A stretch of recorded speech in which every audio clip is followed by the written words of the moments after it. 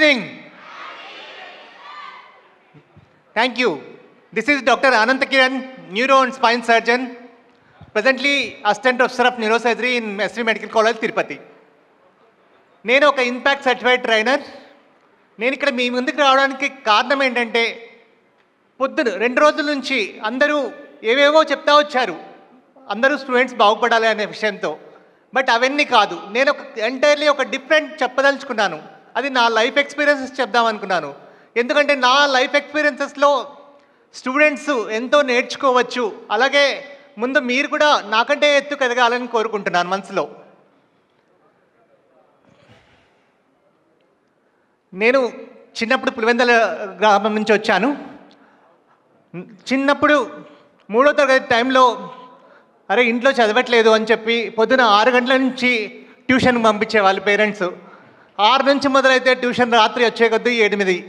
రోజంతా ఇదే దినవారీ చర్య. ఎందుకు అంటే బాగా చదువుకోవాలి, బాగా చదువుకొని ఏం చేయాలంటే బాగా చదువుకోవాలి, అంతే. తర్వాత ఇంకా ఫ్యూచర్ తెలియదు. అదొక్కటే అనమాట కాన్సెప్ట్. బట్ ఆ క్రమంలో చదువుకున్నాము. ముక్కవారిపల్లి సీట్ వచ్చింది, AP residential school Mukkavaripalli seat వచ్చిన తర్వాత అక్కడికి వెళ్ళి చూస్తే ఆ వాతావరణం కానీ, చెరువుల పక్కన స్నానాలు చేయడం కానీ అవన్నీ చూస్తే మా నాన్న ఒకటే చెప్పారు, అరే ఇది నీకు సెట్ కాదు, నీకు ఈత రాదు, పొరపాటున చెరువులో పడితే మళ్ళీ కష్టం రానా, నువ్వు బాగా చదువుకో, ఎందుకంటే మంచి స్కూల్ కొట్టుకోవచ్చు అని చెప్పి తీసుకొచ్చారు. అప్పుడు నాకు అయ్యో 2 సంవత్సరాలు తపస్సు చేస్తే నాకు ఈ సీట్ వచ్చిందే, అది రెసిడెన్షియల్ స్కూల్లో, మరి సడన్గా నాన్నగారు ఎందుకు వద్దన్నారు, ఇది ఇంతకంటే మంచిది వస్తుంది లేరా చదువుకుందు కానీ అని చెప్పి తీసుకొచ్చేశారు. ఆ క్షణికంలో చాలా బాధ అనిపించింది. ఎందుకంటే ఒక ఏపీ రెసిడెన్షియల్ స్కూల్ ముక్కవారిపల్లి అప్పట్లో చాలా ఫేమస్ మా కడప జిల్లాలో. కానీ ఆ సీట్ వదులుకున్నాను. అప్పుడు మళ్ళీ 2 ఇయర్స్ కష్టపడితే అప్పుడు కోరుకొండ సైన్స్ స్కూల్లో సీట్ కొట్టాను. అప్పుడు పులివెందుల టౌన్ నుంచి మా ఊరి నుంచి నేను ఒక్కడనే సీట్ కొట్టాను. నాతో పాటు ఇంకొక అబ్బాయి కూడా ఉన్నాడు. బట్ అప్పుడు నాకు ఆ సైన్స్ స్కూల్లో కోరుకొండకు సెలెక్ట్ అవ్వడానికి నాకు పడిన తపస్సు ఏంటంటే, లిటరలీ 2 ఇయర్స్ కష్టపడ్డాను కోరుకొండ సైన్స్ స్కూల్లో సీట్ వచ్చేకి. బట్ సైన్స్ స్కూల్లో సీట్ వచ్చిన తర్వాత పొద్దునుంచి మధ్యాహ్నం 1 o'clock కల్లా స్కూల్ అయిపోయేది. పొద్దునే పీటీ, తర్వాత స్కూల్, 1 తర్వాత స్కూల్ లేదు, తర్వాత అంతా హ్యాపీ సెల్ఫ్ కేర్ అనమాట. అంటే ఆడుకునే టైం దొరికేది, సెల్ఫ్గా నువ్వు చదువుకునే టైం దొరికేది. అంతా ఒక డ్రీమ్ లైఫ్ అనుభవించాను అప్పుడు. ఓకే, అంటే ఒక డ్రీమ్ లైఫ్ అనుభవించాలంటే ఇంత కష్టపడితే కానీ ఒక డ్రీమ్ లైఫ్ రాదు అని సైన్స్ స్కూల్కి వెళ్ళిన తర్వాత తెలిసింది నాకు. బట్ అక్కడ జీవితం అంటే ఏంటో తెలుసుకున్నానండి. అంటే అక్కడ సోషల్ రిలేషన్షిప్స్ ఏంటో కనుక్కున్నాను. జూనియర్ సీనియర్స్ ఎలా ఉండాలి, అది ఒక టిపికల్ మిలిటరీ డిసిప్లిన్. బట్ అంత మిలిటరీ డిసిప్లిన్ కూడా లైఫ్ని ఎంజాయ్ చేసేవాళ్ళం.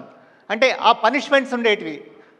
ఆ పనిష్మెంట్ చెప్తే అది పనిష్మెంట్ అని మైండ్లో కూడా ఆలోచించే వాళ్ళం కాదు. వెంటనే రోలింగ్ డౌన్, రోల్ అంటే అక్కడ రోల్ అయిపోయాలి, నీళ్ళం అంటే నీళ్ళం, మురుగబంద్ అంటే మురుగ పొజిషన్. బట్ అవన్నీ కూడా these are a part of training. అవన్నీ ఎందుకంటే to make our self strong. మరి అవన్నీ ఏం నేర్పించాయి? ఫెయిల్యూర్ని ఎలా తట్టుకోవాలో నేర్పించాయి. బిలీవ్ మీ, మా స్కూల్లో నేను తెలుసుకున్న ఒక గొప్ప విషయం ఏంటంటే, even the failures in the class they have made up to top positions in the world. ఎందుకు అంటే అన్నీ అనుభవించాం. స్కూల్లో బాధలు ఫ్రెండ్స్తో షేర్ చేసుకునే వాళ్ళం. అప్పట్లో సెల్ ఫోన్స్ లేవు, పేరెంట్స్తో ఎక్కడో ఫార్ అవే 1000 miles అవేలా ఉంటారు. సో మనకు షేర్ చేసుకోవాలంటే ఫ్రెండ్స్తో షేర్ చేసుకోవాలి, సీనియర్స్తో షేర్ చేసుకోవాలి, తప్పదు. సో ఒక క్యాడెట్ బాస్ సిస్టమ్ ఉండేది స్కూల్లో. ఆ క్యాడెట్ బాస్ సిస్టమ్ ఏంటంటే 6th క్లాస్ వాడికి 9th క్లాస్ వాడి బాస్. అంటే ఏంటి, 6th క్లాస్ వాడికి ఏ కష్టం వచ్చినా 9th క్లాస్ వాడు చూసుకుంటాడు. బట్ 9th క్లాస్ వాడికి అదే ఏంటంటే వాడికి ఏమైనా చిన్న అవసరాలు ఉంటాయి, ఆ పనులు 6th క్లాస్ వాడు చేసి పెడతాడు. బట్ అది ఏది తప్పు కాదు. దానివల్ల ఏంటంటే ఇద్దరికి మ్యూచువల్ బెనిఫిట్. అండ్ ఒక సీనియర్తో ఎలా ఉండాలని జూనియర్కి తెలుస్తుంది, జూనియర్ని ఎంత మంచిగా చూసుకోవాలని సీనియర్కి తెలుస్తుంది. ఆ రిలేషన్షిప్ 7 years కంటిన్యూ అయ్యి, బిలీవ్ మీ, ఇప్పుడు లైఫ్లో కూడా ఇప్పటికీ నా క్యాడెట్ ఏం చేస్తున్నాడు, ఒక టాప్ పొజిషన్లో మైక్రోసాఫ్ట్లో ఉన్నాడు, హీఈస్ అన్ ఇంజనీర్. అట్లే నా బాస్ ఒక యూఎస్లో నెఫ్రాలజిస్ట్. అంటే అది ఆ రిలేషన్షిప్ పెంపొందించింది. తర్వాత ఓకే, స్కూల్ లైఫ్లో ఉండగా మా డ్రీమ్ ఏంటంటే నేషనల్ డిఫెన్స్ అకాడమీ వెళ్ళాలి, నేను ఒక నావల్ ఆఫీసర్ అవ్వాలి. అహర్నిశలు కష్టపడ్డాను, ఎన్డీఏ ఎగ్జామ్ క్లియర్ చేశాను. ఎన్డీఏ ఎగ్జామ్ క్లియర్ అయిన తర్వాత అక్కడ సర్వీస్ సెలక్షన్ బోర్డులో పోయేసింది, I could not clear. Then అప్పుడు ఏం చేయాలో అర్థం కాలేదు. ఇంజనీరింగ్ వెళ్ళాలా, మెడికల్ వెళ్ళాలా, ఎందుకంటే మళ్ళీ ఎన్డీఏకి వెళ్ళకి ఏజ్ బార్ అయిపోయింది. So then I had to take the chance. లేదురా ఇంజనీరింగ్ వెళ్తే మళ్ళీ అప్పుడు ఆలోచించాలి, మెడికల్కి వెళ్తే కనీసం మనకంటూ ఏదో ఒకటి చూసుకోవచ్చు అనుకొని I went for medical. But ఒకసారి దిగిన తర్వాత తెలిసింది అట్లీస్ట్ 2 years కష్టపడితే కానీ నాకు మెడికల్ సీట్ రాలేదు. ఆ 2 years లిటరలీ పడుకుంటే నిద్ర వచ్చేది కాదు, గుండె దడ, ఆందోళన, ఎందుకంటే అది లేకపోతే నాకు లైఫ్ లేదు. పడుకుంటే నిద్రలో అంత సబ్జెక్ట్ తిరిగేది అనమాట. ఫ్రెండ్స్ ఏమో చిన్న చిన్న డౌట్లు అడుగుతుంటే ఏంట్రా నీకు ఇది కూడా రాదా అని అడిగేవాళ్ళు. లేదురా నాది సిబిఎస్ఈ సిలబస్, నాకు స్టేట్లో నాకు బాటనీ జువాలజీ ఏమీ రాదు, తప్పదు అని చెప్పి వాళ్ళు ఏమన్నా కూడా నేను అడిగేసేవాడిని. ఫ్రాంక్గా ఏమనుకుంటారో అది సార్ని అడిగి తెలుసుకునేవాడిని. అండ్ ఐ ట్రై టు అలా ఇంప్రూవ్ అయ్యే ట్రై చేసేవాడిని. విజ్ఞాన్ వికాస్లో చదివాను, ఎప్పుడు కూడా టాప్ 50లో వచ్చేది కాదు నాకు. బట్ అయినా నిరుత్సాహపడకుండా అలా చదువుకుంటూ వెళ్ళిపోయేవాడిని. బిలీవ్ మీ లాస్ట్ 1 monthలో తెలియకుండా నా లిస్ట్ టాప్ 50లోకి వెళ్ళిపోయింది. టాప్ 50లో వస్తే యూ ఆర్ గ్యారంటీడ్ సీట్ అనమాట. సో దట్స్ హౌ ఆ పర్సిస్టెన్స్ అనేది చూసి 2 years స్ట్రగుల్ అయ్యి 3rd అటెంప్ట్లో మెడిసిన్ సీట్ కొట్టాను నేను. ఓకే, మెడిసిన్ సీట్ వచ్చిన తర్వాత ఇక్కడ చూడండి, మెడిసిన్ సీట్ రావాలంటే పేరెంట్స్ ఎంత కష్టపడితే కానీ ఒక గవర్నమెంట్ సీట్ రాదు. ప్లస్ నా ఒక మెడికల్లో ఎక్కడ సబ్జెక్ట్స్ ఫెయిల్ అవ్వకుండా కరెక్ట్గా పాస్ అవుతూ వస్తే ఇట్స్ గ్రేట్. అండ్ మెడికల్లో కూడా చాలా ప్రెషర్స్ ఉంటాయి. ఆ ప్రెషర్స్లో నువ్వు చదువుకుంటూ రావాలి, ఒక కాన్సన్ట్రేటెడ్ ఫోకస్లో ఉండాలి. ఇదంతా ఒక ఎత్తు. అంతా అయిపోయిన తర్వాత ఎంబీబీఎస్ తర్వాత మొదలవుతుంది అసలైంది. ఏంటంటే పీజీ సీట్ రావడం. పీజీ సీట్లు మీకు తెలుసు ఎంత తక్కువ ఉంటాయో, దానికి ఇంకా చాలా కష్టపడాల్సి వస్తుంది. బట్ ఇదంతా ఒకటి. ఆ పీజీ సీట్ల కోసం మళ్ళీ సేమ్ స్ట్రగుల్. ఇక్కడే ఒక చిన్న ఎగ్జాంపుల్ చెప్తామండి. ఎంబీబీఎస్ అయిపోతేనే పీజీ ఎగ్జామ్కి రాస్తే నాకు 620 ర్యాంక్ ఎంతో వచ్చింది. నాకు అన్ని డిప్లొమాస్ వచ్చాయి, కానీ నాకు డీసీహెచ్ వస్తే తీసుకుందాం అనుకున్నా, కానీ నాకు డిప్లొమా ఇన్ చైల్డ్ హెల్త్ రాలేదు. డిఎంఆర్డి డిప్లొమా ఇన్ మెడికల్ ఐడియాలజీ వస్తే తీసుకుందాం అనుకున్నా, అది రాలేదు. ఇంకా మిగతాటివన్నీ నాకు వద్దు, నాకు అవి 2 వస్తే తీసుకుంటా, లేకపోతే లేదు. సో మళ్ళీ చదివితే ఈసారి ఎక్కడ తప్పు చేశాను నాకే తెలీదు. కొన్ని మల్టిపుల్ చాయిస్ క్వశ్చన్స్లో జంబుల్ అయిపోయింది.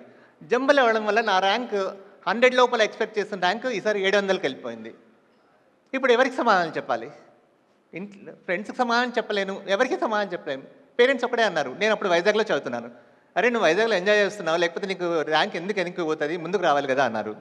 నాకు తెలిసిన ఎంత కష్టపడ్డాను, ఎందుకు ర్యాంక్ ఎందుకు పోయిందంటే నేనేం చెప్పలేకపోతున్నాను. That is the day I decided, నేను వైజాగ్లో ఉండకూడదు, నేను ఎవరికి కనపడకుండా దూరంగా వెళ్ళిపోవాలి, నేను సీట్ తెచ్చుకోవాలి, సీట్ తెచ్చుకున్న తర్వాత నేను మళ్ళీ వచ్చి నా మొహం చూపించాలి అందరికీ అని చెప్పేసి నేను పీజీఐ చండీగఢ్కి వెళ్ళానండి. చండీగఢ్లో దేవుని దయ కొద్ది అక్కడ సీనియర్స్ ఉండేవారు. మెడికల్ కాలేజ్లో నాకు చదివిన సీనియర్స్ వాళ్ళు అక్కడ ఆల్రెడీ పీజీస్ చేస్తున్నారు. వాళ్ళ రూముల్లో ఉండి లిటరల్గా మళ్ళీ 1 year తపస్సు చేస్తే అనుకోకుండా 4 friends వెళ్ళాం చండీగఢ్కి. అక్కడ కూడా చూడండి స్టడీ షెడ్యూల్ ఎలా ఉంటుందంటే, ఒక పీజీ ఎగ్జామ్ ప్రిపరేషన్ అప్పుడు మార్నింగ్ 7:30కి లేస్తే 7:30 నుంచి 8 o'clock టక్ రేసేసి రెడీ అయిపోయేవాళ్ళం.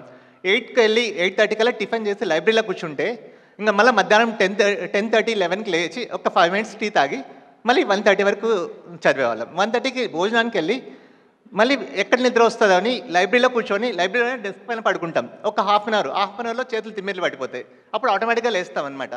మళ్ళీ వెంటనే లేచేసి మళ్ళీ సాలిడ్ అప్పుడు మంచి ఫ్రెష్ మైండ్ ఉంటుంది. సో మళ్ళీ 5 o'clock దాకా, అంటే 3 hours మళ్ళీ రీడింగ్, 5 o'clock దాకా చదువుకొని 5 o'clock లేచి జస్ట్ లైబ్రరీ ఎదురుగానే టీ స్నాక్స్ తినేసి మళ్ళీ వచ్చి కూర్చునేవాళ్ళం. కూర్చుంటే మళ్ళీ 8 o'clock 8:30 దాకా, 8:30కి మళ్ళీ డిన్నర్కి వెళ్ళేవాళ్ళం. చూడండి, నేను ఈ చెప్పిన ప్రతి చోట నాకు ఒక ఫ్రెండ్ని తీసుకునే వెళ్ళేవాడిని, వాడు నేను కలిసి చదివేవాళ్ళం. అండ్ ఎప్పుడు కూడా మాది వేగ్ డిస్కషన్ ఉండేది కాదు. అరే నువ్వేం చదివావు, నేనేం చదివాను, నేను చదివిన పాయింట్లు నువ్వు చెప్పు, నాకు చదివిన నేను చెప్తా. అండ్ ఒకరికొకరం షేర్ చేసుకునేవాళ్ళం. అండ్ మళ్ళీ డిన్నర్ నుంచి వస్తానే మళ్ళీ రాత్రి 12 వరకు చదువుకునేవాళ్ళం. 12 o'clock దాకా చదివిన తర్వాత there use to start our discussions. 12 o'clock రూమ్కి వెళ్తే 4 friends ఉండేవాళ్ళము, అందరము ఇలాగ ప్రిపేర్ అయ్యేవాళ్ళం. అప్పట్లో ఈ మల్టిపుల్ చాయిస్ క్వశ్చన్స్ లేవు, అంటే బిగ్ బుక్స్ లేవు. సో మాకేంటంటే అన్ని ప్రీవియస్ క్వశ్చన్ పేపర్స్ అన్నీ ఒక బుక్లో కండెన్స్ అయ్యింది. దానికి మల్టిపుల్ ఏబీసీ ఆన్సర్లు ఉన్నాయి, అంతే తప్ప ఆన్సర్ కరెక్ట్ రాగా కూడా మాకు తెలియదు.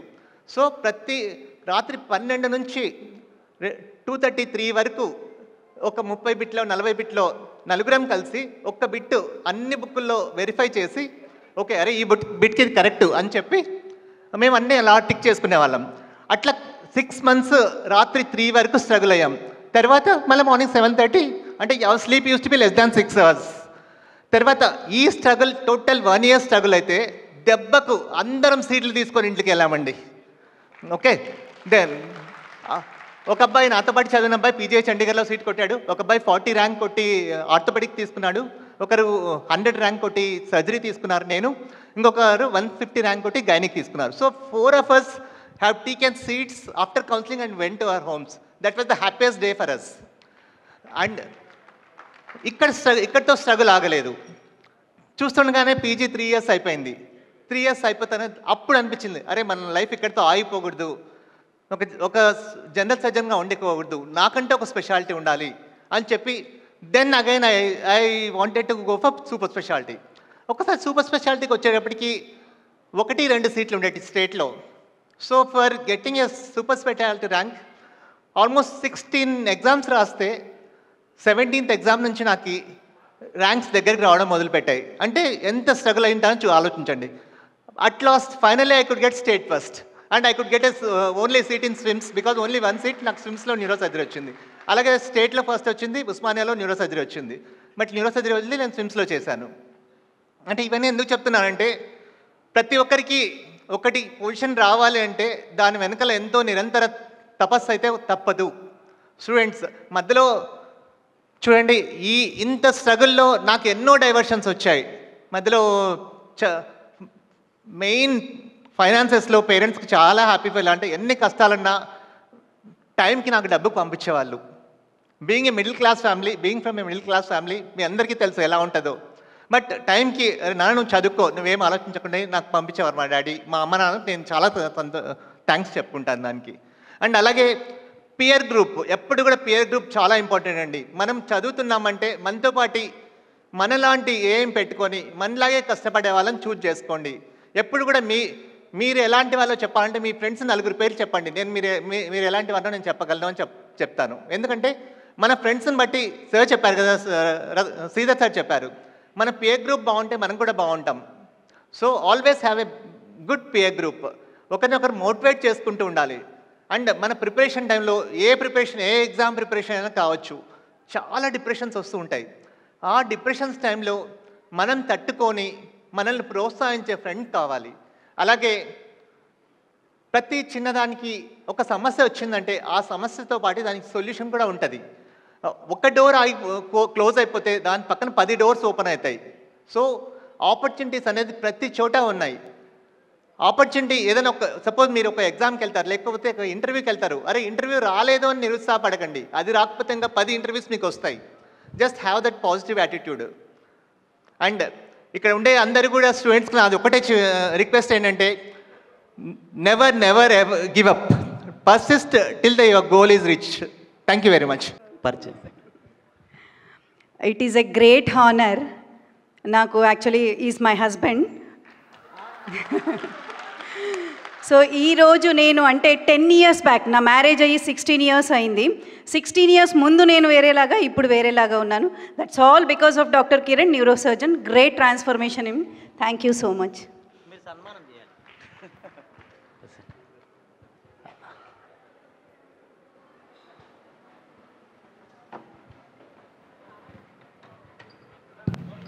ఇలాంటి అవకాశం మళ్ళీ మళ్ళీ రాదు sir Kiran sir. Is a bumper chance అండి. నేను